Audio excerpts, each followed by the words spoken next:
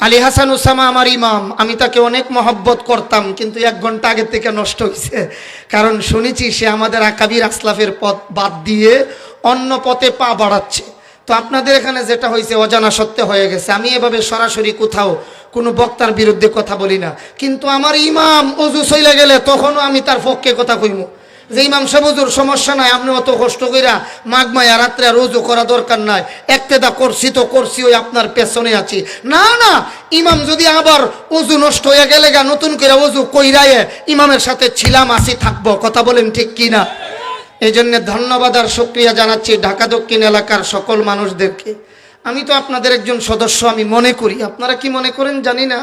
জকিগঞ্জে গেলে আমারও অনেক সময় জিগাই, হুজুর আপনার বাড়ি ঢাকা দক্ষিণ না? আমি কই আরে না, আমার বাড়ি তো ঢাকা দক্ষিণ না, বাড়ি তো বিবাড়িয়া। ও না হুজুর, আমরা দেখছি না হাজী জয়নাল সাহেব ঢাকা দক্ষিণের মারা গেছেন, আপনি জানাজা পড়াইছেন। তা আমি কইছি যে আমি জানাজা পড়াইলি বাড়ি ঢাকা দক্ষিণ হইব, কোনো কথা আসেনি। আমি পরে বললাম ঢাকা দক্ষিণ আমার বাড়ি না, তবে 25-26 বছরের আমার লজিং বাড়ি ঢাকা দক্ষিণ। আমি হাজী জয়নাল সাহেবের বাড়ি দত্তরাইল ঘুমায় খাইতাম থাকতাম, এখনো থাকি খাই আলহামদুলিল্লাহ। এই সুবাদে বৃহত্তর পূর্ব সিলেটের মানুষও মনে করে আমার বাড়ি ঢাকা দক্ষিণ। এই জন্য আমি গর্ববোধ করছি যে আমাকে এমন একটা পবিত্র নগরী ঢাকা দক্ষিণের মনে করে মানুষে। এটাও আল্লাহ তাআলার, আমি আমার জন্য এক নিয়ামত মনে করছি। আল্লাহ আমাদের সকলকে এই দুনিয়াতে যেমন এক প্যান্ডেলের নিচে বসার তৌফিক অনেকবার আল্লাহ দান করেছেন, আশা করি মরণ পর্যন্ত থাকবে ইনশাআল্লাহ।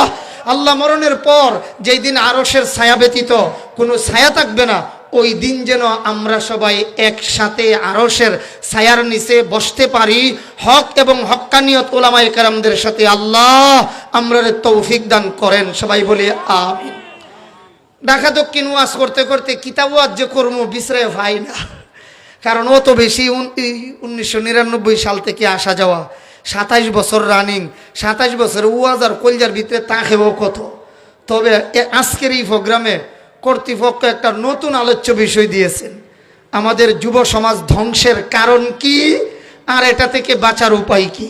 এই জন্য আলহামদুলিল্লাহ আমি বাড়িতে প্লাস গাড়িতে বসে খুব সুন্দর করে আমার ইলিম অনুপাতে আমি চেষ্টা করছি একটা বিষয় তরতিব দিয়ে আনার জন্যে। কারণ ঢাকা দক্ষিণ ফুরান কথা লয়ে গেলে বেল থাকতো না, এইটা এখানে আসলে ফুরান কথায় হাইতো না, খামাইতো না।